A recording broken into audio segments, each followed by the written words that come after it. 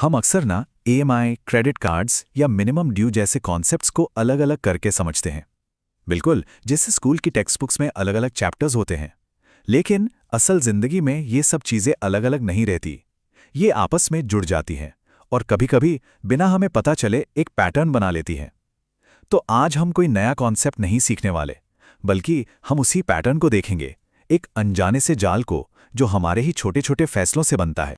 ये एहसास जाना पहचाना लगता है ना? महीने की पहली तारीख को अकाउंट क्रेडिट होने का वो मैसेज और उसके साथ आने वाली राहत की सांस। लेकिन सोचिए वो राहत कितनी जल्दी एक अजीब से हल्के से प्रेशर में बदल जाती है। ऐसा फील होता है जैसे सैलरी आई नहीं, बल्कि बस कुछ दिनों के लिए हमारे अकाउंट में आकर अपनी ड्यूटीज पूरी करके आगे निकल गई। ये एक बहुत ही कॉमन एहसास है और यहीं से हमारी आज की कहानी शुरू होती। इस कहानी का हीरो है रोहन। रोहन, जिसके पास सपने हैं, एस्पिरेशंस हैं और जो अपनी जिंदगी को बेहतर बनाना चाहता है। हम उसकी कहानी के जरिए उन अनजाने फैसलों को देखेंगे जिनका असर धीरे धीरे वक्त के साथ बढ़ता जाता है। और हो सकता है कि रोहन की इस कहानी में कहीं ना कहीं आपको अपनी झलक भी दिखे। तो चलिए शुरू करते हैं रोहन की कहानी। उसकी जिंदगी में एक नया चैप्टर शुरू हुआ है। एक अच्छी नौकरी लगी है, एक ऐसी जॉब जिसके लिए उसने सालों मेहनत की थी, पढ़ाई की थी, और पहली बार उसे एक असली फाइनेंशियल स्टेबिलिटी का एहसास हो रहा था। वो एहसास जहां आपको दोस्तों के साथ एक कप कॉफी पीने से पहले सोचना नहीं पड़ता। एक सुकून था कि अब चीजें कंट्रोल में हैं, आसमान खुला था और सपने बड़े थे। और फिर वो दिन आया, फोन पर एक सिंपल सा notification, your account has been credited with 50,000 rupees. ये सिर्फ पैसे नहीं थे, ये आज़ादी थी। ये स्टूडेंट लाइफ की बंदिशों से या पिछली कम सैलरी के कॉम्प्रोमाइजेस से आज़ादी का एहसास था। ये नो कहने से हाँ कहने की आज़ादी थी। उस एक मैसेज ने रोहन को एक ऐसी ताकत दी जो उसने पहले कभी महसूस नहीं की थी। उसने सोचा अब वो सब कुछ कर सकता है जो वो हमेशा से करना चाहता था। हर किसी का एक सपना होता है। रोहन का सपना था एक बाइक, अपनी बाइक।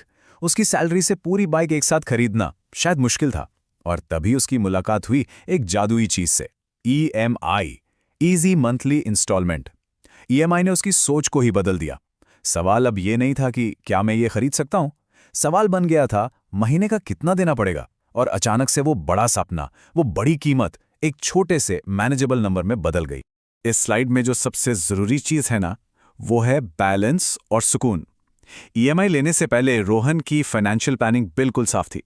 सैलरी आती, जरूरी खर्चे जैसे किराया, खाना, आना जाना, ये सब निकालने के बाद भी उसके पास एक आरामदायक बफर बच जाता था, एक मार्जिन ऑफ एरर। सेविंग्स के लिए भी पैसे थे और अपने छोटे मोटे शौक पूरे करने के लिए भी।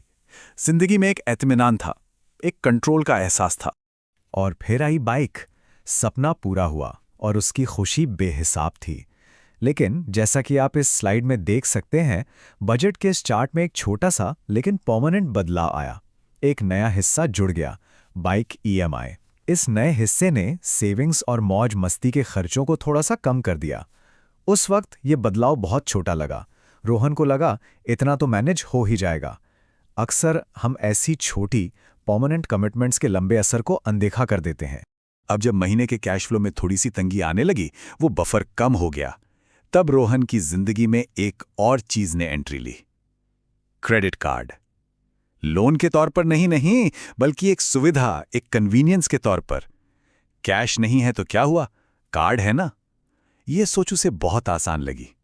जो बफर पहले उसकी सैलरी में था, अब वो जगह उस प्लास्टिक कार्ड ने ले ली थी। ये उन छोटे छोटे गैप्स को भरने का एक सिंपल सा टूल बन गया।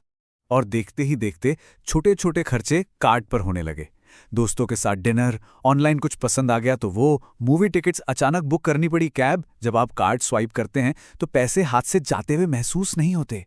एक साइकोलॉजिकल डिस्कनेक्ट होता है। हर ट्रांजैक्शन एकदम फ्रिक्शनलेस था, दर्द नहीं होता, और इसीलिए उस पल में वो सारे खर्चे इनसिग्निफिकेंट यानी ना के बराबर लगते थे। यही वो आवाज थी जो रोहन के दिमाग में चलती रहती थी। ये एक आम सा जस्टिफिकेशन था जो वो खुद को देता था। हम सब ये करते हैं। हम अपने फ्यूचर सेल्फ पर भरोसा करते हैं कि वो ज्यादा समझदार होगा, ज्यादा डिसिप्लिन्ड होगा। रोहन को लगता था कि ये बस थोड़े से पैसे हैं और जैसे ही अगली सैलरी आएगी सब कुछ आराम से मैनेज हो जाएगा। उसको पूरा यकीन था कि चीजें अब भी उसके कंट्रोल में हैं। ये एक अजीब सा कॉन्फिडेंस। फिर आया महीने का अंत और उसके साथ आई पहली consolidated credit card bill. Rohan ने ऑफिस से आकर आराम से अपना लैपटॉप खोला, ईमेल देखा और जब उसने बिल का टोटल अमाउंट देखा तो उसे एक हल्का सा झटका लगा। वो छोटे छोटे ना के बराबर खर्चे जुड़कर एक सरप्राइजिंगली बड़ा नंबर बन गए थे।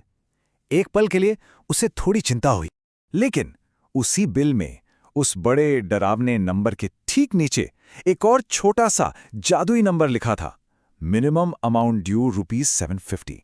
जैसा कि आप इस स्लाइड पर देख सकते हैं, ये एक परफेक्ट डिजाइन है। एक तरफ 15,000 रुपीस का प्रेशर और दूसरी तरफ सिर्फ 750 रुपीस का आसान सा टेम्पटिंग ऑप्शन। बैंक ने उसे एक रास्ता दिखाया था, एक एस्केप रूट। यही वो पल था, वो डिसीजन पॉइंट जो सब कुछ बदलने वाला था। रोहन के दिमाग में एक कश्मकश शुरू हो गई। 15,000 रुपए अभी पे कर दिए तो अगले 20 दिन कैसे चलेंगे? बजट पूरा हिल जाएगा। दूसरी तरफ सिर्फ 750 रुपए देकर अगर काम चल रहा है तो ये ऑप्शन बुरा तो नहीं है। इस स्टेज पर हमारा दिमाग लॉन्ग टर्म नतीजे नहीं देखता, वो इमीडिएट प्रॉब्लम को, उस पल के स्ट्रेस को सॉल्व करना चाहता है। और उस वक्त 750 रुपए पे करना एक लॉजिकल शॉर्ट टर्म सोल्यूशन जैसा लग रहा था। और उसने मिनिमम ड्यू पे करने का फैसला किया। जैसे ही उसने पेमेंट की, चिंता की जगह एक गहरे सुकून ने ले ली, एक जबरदस्त रिलीफ। यहां पैनिक नहीं हुआ, बल्कि उसे लगा जैसे उसने कोई स्मार्ट ट्रिक, कोई लाइफ हैक ढूंढ लिया है। ऐसा एहसास जैसे उसने सिस्टम को बीट कर दिया हो। उसे ये नहीं पता था कि वो सिस्टम के डिजाइन किए हुए रास्ते पर ही चल रहा था। ये सबसे जरूरी वादा था, वो वादा जो उसने खुद से किया। ये एक तरह का निगोसिएशन था जो हम अपने आप से करते हैं जब हमें पता होता है कि शायद हम सही काम नहीं कर रहे हैं। ये बस इस महीने थोड़ी प्रॉब्लम थी, इसीलिए ऐसा किया। अगले महीने से मैं पूरा बिल टाइम पर पे करूंगा, पक्का। ये खुद को दिलासा देने का एक तरीका था, एक यकीन कि ये बस एक वन टाइम सोल्यूशन है, एक एक्सेप्शन है, रूल नहीं। लेकिन वक्त गुजरता गया और वो वन टाइम सोल्यूशन धीरे धीरे एक आदत बनने लगा। ये आदत इतनी धीरे धीरे बनती है कि अक्सर हमें इसका एहसास तक नहीं होता। अब हम रोहन की कहानी के उस हिस्से में हैं जहां टेम्परेरी समस्या एक परमानेंट रूटीन बन जाती है। ये बदलाव अचानक नहीं होता, ये बूंद बूंद करके होता है। इस टाइमलाइन को देखिए। पहले महीने रोहन कंट्रोल में था, उसने पूरा बिल पे किया। तीसरे महीने जब थोड़ा प्रेशर बढ़ा, उसने पहली बार मिनिमम पेमेंट किया और उसे सुकून महसूस हुआ। यहां उसके दिमाग ने सीखा कि प्रेशर से बचने का एक आसान रास्ता है। 5वें महीने तक आते आते ये रास्ता इतना आम हो गया कि मिनिमम पेमेंट करना एक डिफ़ॉल्ट ऑप्शन बन गया। अब वो इसके बारे में सोचता भी नहीं था। और 8वें महीने तक नतीजा सामने था। आउटस्टैंडिंग बैलेंस इतना बढ़ चुका था कि अब पूरा पे करना पॉसिबल ही नहीं लगता था। महीने के अंत का स्ट्रेस अब कांस्टेंट हो गया था। और इस तरह रोहन एक लूप में फंस गया। इस डायग्राम में देखिए, महीने की शुरुआत में सैलरी क्रेडिट होती, उसके आते ही ईएमआई और रेंट जैसे फिक्स्ड खर्चे कट जाते। फिर क्रेडिट कार्ड का मिनिमम ड्यू पे होता और फिर जो थोड़ा बहुत बचता वो काफी नहीं होता। इसीलिए बाकी महीने के खर्चों के लिए फिर से क्रेडिट कार्ड यूज होता और फिर अगली सैलरी का इंतजार। सैलरी अब उसकी नहीं लगती थी। ऐसा लगता था जैसे वो सिर्फ एक जरिया बन गया है, एक अकाउंट से दूसरे अकाउंट में ऑब्लिगेशंस पूरी करने का। इस स्टेज पर आकर स्ट्रेस कोई आने जाने वाली चीज नहीं रह गई थी, वो अब जिंदगी का हिस्सा बन चुका था। नॉर्मल, जैसे सुबह उठना नॉर्मल है, कॉफी पीना नॉर्मल है, वैसे ही महीने के अंत में पैसे की तंगी और चिंता महसूस करना भी नॉर्मल हो गया था। यहीं से प्रेशर नॉर्मल लगने लगता है, जब आप उस हल्के से कांस्टेंट फाइनेंशियल प्रेशर के इतने आदी हो जाते हैं कि आपको याद भी नहीं रहता कि बिना प्रेशर के जीना कैसा लगता है। ये थी रोहन की कहानी, एक नई शुरुआत से लेकर एक अनजाने से फाइनेंशियल प्रेशर के लूप में फंसने तक का सफर। लेकिन अब इस कहानी को यहां रोककर एक सवाल पूछने का वक्त है। सवाल अब रोहन का नहीं है, सवाल आपसे है। अब एक पल के लिए सोचिए, क्या रोहन की कहानी के कुछ हिस्सों में, उसके एहसासों में, उसके छोटे छोटे फैसलों में, क्या आपको अपनी जिंदगी की कोई झलक दिखती है?